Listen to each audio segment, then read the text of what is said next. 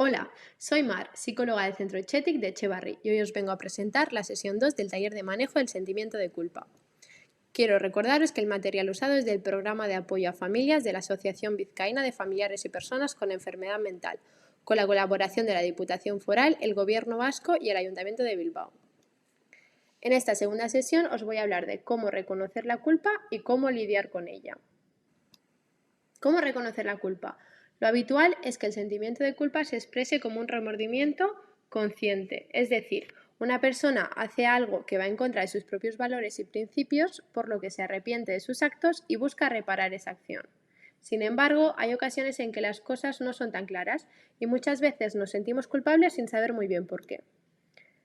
El sentimiento de culpa se divide en dos tipos. El consciente, que es cuando se identifica claramente el acto o daño causado y el valor o principio que se ha transgredido, y el inconsciente, que es cuando el sentimiento es difuso y la persona siente que gran parte de lo que hace es malo o incorrecto. En este caso podríamos hablar de una falsa culpa.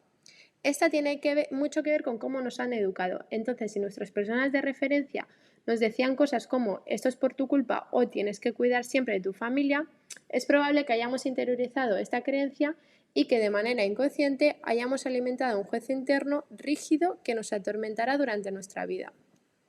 ¿Cómo identificamos la falsa culpa? Es posible que te encuentres bajo el dominio de la falsa culpa si te preocupas constantemente por haber podido molestar a los demás. Sientes la necesidad de reconocimiento o aprobación constante. Piensas mucho en si podrías haber hecho mejor las cosas. Eres demasiado perfeccionista y si piensas que si no es perfecto es por tu culpa. Crees ser el responsable si otras personas están de mal humor. Usas habitualmente frases del tipo debería haber hecho esto o podría haber hecho lo otro. Te generas expectativas demasiado elevadas y te culpas si no las cumples. Dejas que un pequeño detalle se convierta en un día de intensa autocrítica. Piensas que mereces sentirte mal o mantienes la creencia constante de que si las cosas no van bien de alguna manera, se debe a algo que has dicho o hecho, o por el contrario, algo que no has hecho. ¿Cómo lidiamos con la culpa? Si partimos de la premisa de que toda emoción cumple una función y tiene un porqué, debemos considerar la necesidad de abordar los sentimientos de culpabilidad, en lugar de ignorarlas. Por más que se quiera evitar, la culpa no gestionada no desaparece, sino que se queda rondando por nuestras vidas eternamente. Por tanto, tenemos que superar ese sentimiento de culpa para poder desarrollarnos personalmente y para potenciar nuestro bienestar emocional. ¿Cómo lidiamos con la culpa? Lo primero que hay que hacer es reconocer y aceptar la culpa. Resulta imposible cambiar aquello que no aceptamos. Por ello, te recomendamos que no luches contra la culpa, sino que la entiendas. El afrontar el sentimiento de culpa no radica en dejar de sentir esta emoción, en erradicarla o evitarla, sino en aceptarla y entender su porqué. Lo primero que debemos hacer entonces es reconocer y aceptar que nos sentimos culpables, para después reflexionar sobre lo que ha ocurrido y las razones que nos han llevado a esta situación de malestar. Es decir, tendremos que realizar un profundo ejercicio de introspección que nos ayude a saber de dónde viene esa culpabilidad.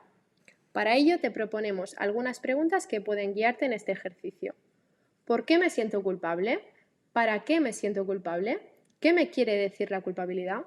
¿Para qué ha venido? ¿Me ayuda a sentirme culpable? ¿Me hace bien sentirme así? ¿Cómo puedo utilizar esta emoción para estar mejor? Lo segundo que debes hacer es responsabilizarte de lo que has hecho, pensado o dicho, pero no de lo que podría haber sido. Como ya se ha dicho, el origen de la culpa puede ser variado. Una discusión, la sensación de que no tenemos tiempo para disfrutar con los nuestros, etc. Recuerda que la vivencia de culpa va a depender de la interpretación o valoración que cada uno hacemos de la situación vivida. Por ello, a la hora de lidiar con esta emoción es necesario que afrontemos la situación con la mayor objetividad posible, comprendiendo la parte de responsabilidad que nos toca, pero también sabiendo sopesar las distintas variables que han podido influir en lo que ha ocurrido. Es decir, debemos reflexionar sobre el origen de nuestra culpa para transformarla en responsabilidad, entendiendo que en ese momento hicimos lo que debíamos o podíamos hacer, pero que en un futuro podemos hacer las cosas de otra forma. De sentirnos culpables debemos sacar un aprendizaje que nos ayude a mejorar y seguir avanzando en nuestro crecimiento y desarrollo personal. Un ejercicio útil que puede ayudarte en este camino es el siguiente. Lo que debes hacer es crear dos columnas, una bajo el nombre causas y la otra bajo el nombre qué podría haber hecho para cambiarlo. Una vez tengas tus ejemplos, revisas la tabla y reflexionas de manera objetiva sobre ella. Si la respuesta es que no podrías haber hecho nada para cambiarlo, debes preguntarte por qué nos sentimos culpables. Y si la respuesta es que sí que podrías haber hecho algo, debes pensar si tienes alguna responsabilidad. Si cometiste algún error queriendo, tratando de perjudicar a otro, si tenías posibilidades de actuar de otra manera o si pensaste que había opciones mejores, pero decidiste tomar esa. Si la respuesta a todo esto es no, tampoco deberías sentirte culpable porque actuaste de la manera que pensaste que era mejor. Si la respuesta es sí, debes recordar que de la culpa debemos aprender y que debe servirnos para poder mejorar en el futuro. Lo tercero que debes hacer es concentrarte en lo positivo. Sabemos que mantener una actitud positiva en todo momento puede resultar complicado, cuando los sentimientos de culpa invaden nuestras vidas y sentimos que todo lo hacemos mal. Sin embargo, esforzarnos por centrar nuestra atención en aquellos aspectos positivos de nuestro día a día puede tener muchos beneficios. Así, por ejemplo, mejoraremos nuestra salud, aumentaremos la confianza en nosotros mismos y mejorará la calidad de vida de toda nuestra familia. A continuación, te proponemos algunas estrategias que pueden ayudarte a ello. Trata de abrir tu mente y de encontrar la parte positiva que toda situación, por muy negra que parezca, siempre tiene. Expresa gratitud.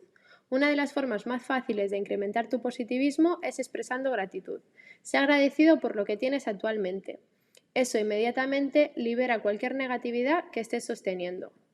Una forma de hacerlo podría ser escribir un diario de gratitud sobre las cosas buenas que te pasan durante el día. En él puedes incluir pequeños gestos o detalles que te sirvan para agradecer y valorar a tu familia, una lista de actividades, de cosas que haces diariamente que das por sentado pero de las que te tendrías que sentir agradecido, como por ejemplo pasar tiempo con tu familia, ver la tele juntos, abrazarlos, etc. Y también puedes incluir citas, imágenes y canciones inspiradoras como recordatorio de que se debe tener una actitud positiva. Lo cuarto que vamos a hacer es hablar de ello. Como ocurre con otras emociones desagradables como la tristeza o la rabia, admitir nuestros sentimientos en voz alta puede servirnos de gran alivio. Poder expresar nuestras emociones y sentimientos nos ayuda a entenderlas, analizarlas y ver cuál es el mejor camino para el aprendizaje. Por ello, te recomendamos que busques a una persona de confianza con quien poder hablar. Puede ser una amistad cercana, un familiar, un profesional o otra persona que esté pasando por la misma situación. Todos ellos pueden ser una buena oportunidad para brindarle el espacio de desahogo que necesitas. Un buen espacio para hacerlo es el grupo de ayuda mutua que se hace en el Chetic Etxebarri el martes de 11:15 a 12:30 o el jueves de 4 a 5:15. La quinta cosa que debemos hacer es reparar el daño si es que existe. Cuando cometemos un error y con ello hacemos daño a otra persona, a veces poco podemos hacer para remediarlo. Sin embargo, hay muchas otras cosas que sí podemos hacer y que servirán para mejorar la situación. Por ejemplo, podemos cambiar de actitud con esa persona o ayudarla en aquello que esté en nuestras manos. Estas y otras acciones resultan ejemplos de nuestro más sincero arrepentimiento.